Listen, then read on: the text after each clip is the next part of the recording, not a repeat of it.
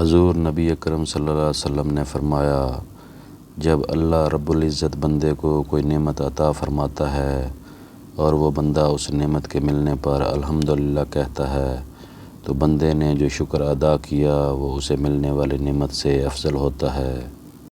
رسول اللہ صلی اللہ علیہ وسلم نے فرمایا، زمزم کا پانی جس مقصد اور فائدے کے لیے پیا جائے وہ پورا ہو جاتا ہے۔ روتے وہی ہیں جنہوں نے رشتہ دل سے نبھایا ہو، شکایت موت سے نہیں اپنوں سے تھی مجھے، ذرا سی آنکھ کیا بند ہوئی قبر کھودنے لگ گئے۔ برائی برے لوگوں سے نہیں اچھے لوگوں کے چپ رہنے سے پھیلتی ہے۔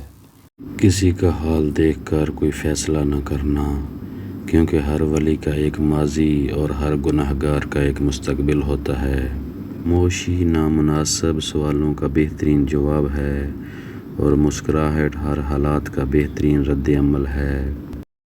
ماں باپ کے ساتھ تمہارا سلوک ایسی کہانی ہے جو لکھتے تم ہو لیکن تمہاری اولاد تمہیں پڑھ کر سناتی ہے۔ ظلم اور والدین سے بدسلوکی دو ایسے گناہ ہیں جن کی سزا اللہ دنیا میں ہی دے دیتا ہے۔ اگر اپنا گھر اپنے سکون کا باعث نہ بنے تو سمجھ لو کہ توبہ کا وقت آ گیا ہے۔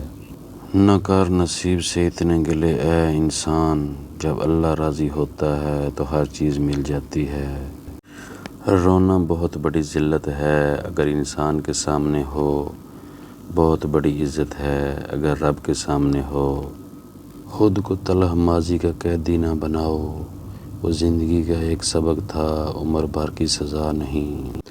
اللہ کے سپرد کرنا سیکھیں ہر چیز کو، ہر فیصلے کو۔ جب آپ جائے نماز پر بیٹھتے ہیں تو بھاری دل کو خالی کر کے اٹھا کریں، ہر چیز اللہ کو سونپ کر اٹھا کریں، کیونکہ جو ہوا اس کی رضا سے ہوا اور جو ہو رہا ہے اس کی رضا سے ہو رہا ہے اور جو ہوگا اس کی رضا سے ہوگا۔ حالات کوئی بھی ہوں، شکر ہمیشہ شکوے سے بہتر ہوتا ہے۔ الحمدللہ رب العالمین۔ موت سے اتنا ڈر نہیں لگتا جتنا ڈر ماں باپ کے بغیر اس دنیا میں جینے سے لگتا ہے۔ اللہ تعالی ہم سب کے والدین کو لمبی عمر دے، آمین۔ چینل پر نئے ہیں تو سبسکرائب کر لیں، شکریہ۔